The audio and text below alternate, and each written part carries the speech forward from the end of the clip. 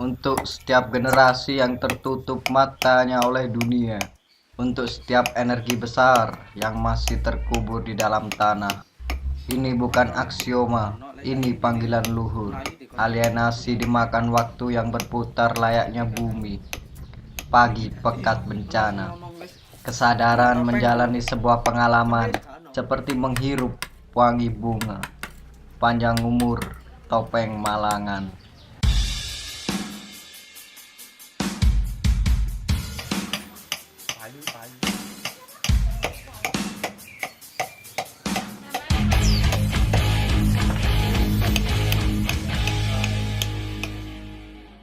Nama saya ada dua, yang dikasih almarhum bapak di sini namanya Juli. Yang dikasih almarhum yang ngajarin saya bikin topeng, almarhum Bakarim pun namanya Juli.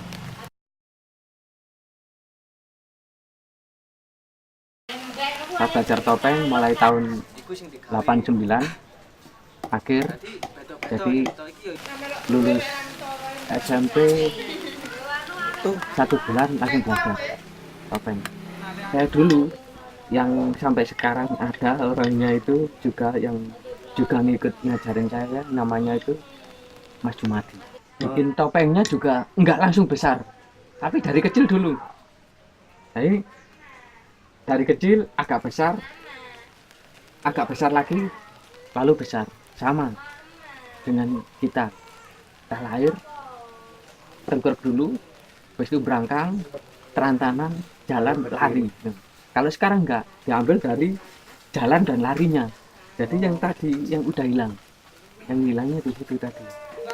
3, 4, 5, 6 kanan, 7, 8, 1, 2, 3, langsung berhenti dulu, 3, balik 2, 3, 4, 5, langsung dari ya, jadi 1, 2, 3, 4, ya langsung 5. Mungkin tidak bisa disalahkan dari pemudanya juga ya, tapi bisa jadi peran serta pemerintah juga masyarakat pada umumnya udah bergeser semuanya. Jadi sekarang lagi lari menjadi pola-pola hidup gaya barat semua sih. Cuma itu tidak bisa ditampik, tapi itu kenyataan. Jadi kalau orang ngomong topeng hari ini, kupikir relatif sedikit karena orang-orang penikmat topeng juga sedikit. Ini efek sambut zaman. Jadi bagi saya ini globalisasi lah. Jadi paling tidak hari ini harusnya pemuda juga belajar dari identitas lokalnya. Karena kita bisa ditarik sebagai bisa dianggap sebagai orang Malang kalau mas-masnya tahu tentang lokal Malang itu apa aja sih. Apa sih Malang gitu aja. Paling kan salah satunya adalah kita bisa menceritakan topeng. Dan kalau hari ini kalau orang-orang nggak tahu topeng, mungkin salah satunya apa bisa masih disebut orang Malang juga kalau kita lebih tahu kebudayaan asing. Biasanya kalau kita sebagai orang Malang, aku tahu topeng, aku bisa bicara tentang topeng juga gitu. Itu seperti pengetahuan umum aja. Jadi dampaknya hari ini adalah efeknya jadinya bukan karena perseorangan, tapi efeknya adalah global ya. Jadi pemuda hari ini ya nggak bisa disalahkan juga karena orang-orang tuanya juga orientasinya udah beda semua. Kebutuhan secara ekonomi, kebutuhan gaya hidup, kebutuhan apa aja hari ini udah berbeda. Kalau menurut saya topeng juga punya nilai filsafat yang sangat tinggi karena nggak beda jauh sama wayang Purwo juga. Jadi cerita-ceritanya itu hampir sama, tapi secara filosofi hidup memang diceritakan dengan tari-tari, dengan unsur topeng itu sendiri. Dan bagi saya hari ini adalah tamparan besar buat kita sebagai bangsa Indonesia ya, terutama orang Malang yang paham tentang topeng. Karena secara filosofi orang hari ini semua pakai topeng. Tidak mencerminkan karakter pribadinya. Harusnya orang mengerti topeng biar belajar hidup. Apa itu hidup? Dan secara filosofi, kalau orang-orang tahu itu bisa belajar dari topeng itu, orang akan tahu mau kemana kita sekarang hidup.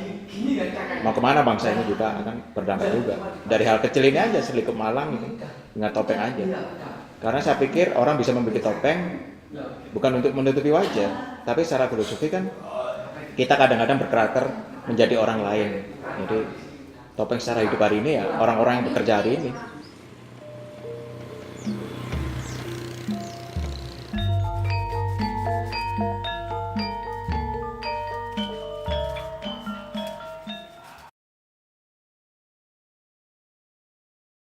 perjuangan dulu itu tanpa pamrih gitu loh. Tidak mengenal waktu, tidak mengenal ruang.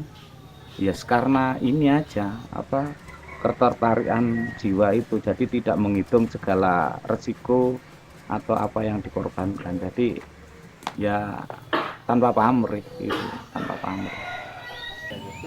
Kalau saya bikin topeng itu ada beberapa item, jadi saya bagi beberapa konsep. Satu, topeng souvenir. Dua, topeng tari. Tiga, topeng ritual. Kalau dari sisi ekonomi, kita membuat souvenir ini kita komersialkan.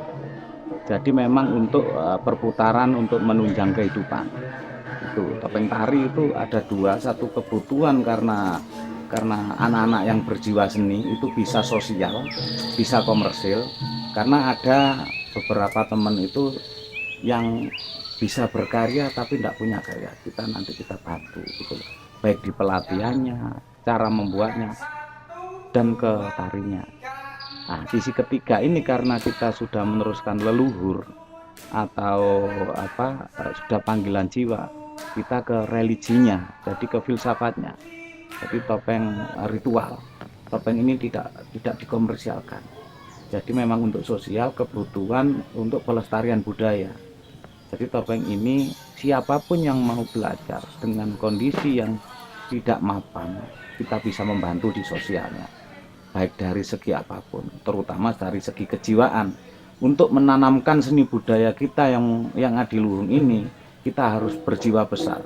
Yakin bahwa ini ada yang meneruskan, di antaranya yaitu leluhur kita sudah berjuang begitu keras membantu kita, istilahnya ngamping, jadi membantu kita dalam segi spiritual. Makanya di budaya Jawa semuanya tidak lepas dari budaya ritual. Itu salah satu kelestarian kita, kedekatan kita dengan leluhur, kedekatan kita manusia dengan alam menuju ke Tuhan.